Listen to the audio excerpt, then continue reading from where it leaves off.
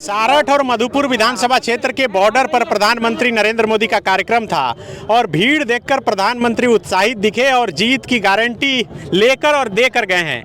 रणधीर जी, इतनी भीड़ जुटी कि प्रधानमंत्री मंच पर चढ़ते के साथ सबसे पहले उसका जिक्र किए और बहुत गदगद दिखे। मैंने तो पहले कहा था कि आदरणीय प्रधानमंत्री की लोकप्रियता इतनी ज़्यादा है कि ग्रामीण क्षेत्र के रूरल क्षेत्र के लोग प्रधानमंत्री जी को नज़दीक से देखना चाहते हैं और संथाल परगना में पहली बार ग्रामीण क्षेत्र में प्रधानमंत्री जी को लाने में हम लोग सफल रहे। भारतीय जनता पार्टी राज्य नेतृत्व, केंद्रीय नेतृत्व और आदरणीय प्रधानमंत्री जी को मैं आभार व्यक्त करता हूँ।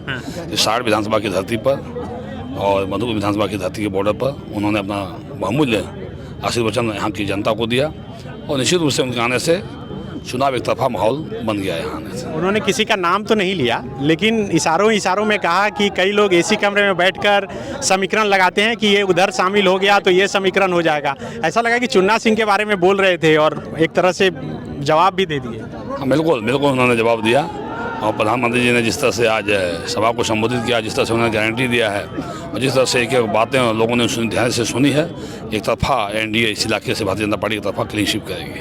तो जो एक चर्चा थी कि लड़ाई हो गई है चुन्ना सिंह के जेएमएम में शामिल हो जाने के बाद, अब लग रहा है कि मोदी जी के आने के बाद मौसम माहौल बदल गया। बिल्कुल बदल गया। अब लड़ाई की तरफा हम लोग जीतने जा रहे हैं। तो जहाँ जा रहे हैं यही प्यार मिल रहा है आपको?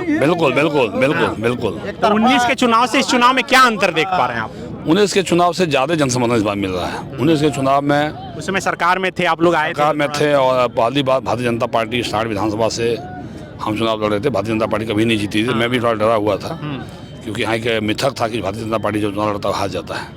उस मिथक को 2019 में हम लोगों ने तोड़ा, हमारे कार्यकर्ताओं ने तोड़ा।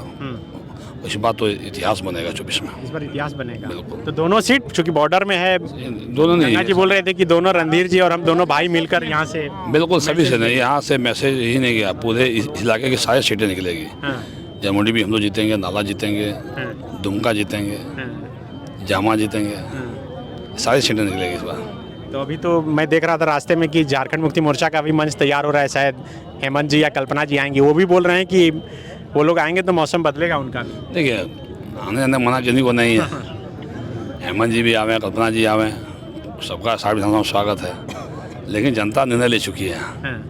जनता एक तरफा भारतीय जनता पार्टी और रणधीर सिंह को यहाँ प्यार देने वाली है, आशीर्वाद देने वाली है। क्या अपील कर रहे हैं आप अपनी जनता से? बिल्कुल, जनता का पूरा आशीर्वाद मिला है। आप देख रहे हैं कि इतनी बड़ी तादाद में भीड़ आना। मैंने अपने विधानसभा से टारगेट लिया था 50,000। मैंने पहले भी पार्टी को कहा था कि 60 विधानसभा से 50,000 की भीड़ आएगी और 50,000 की भीड़ को हमने अचीव किया। आपने देखा मंच से मैंने हाथ उठवाया, मैंने मंच से कहा कि 60 विधानसभा से कितने लोग आए हैं।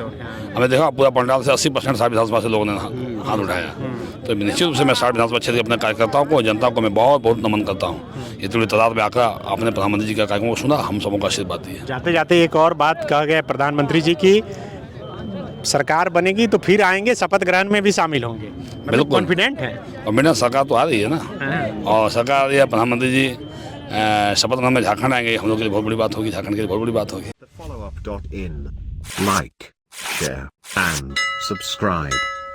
www.thefollowup.in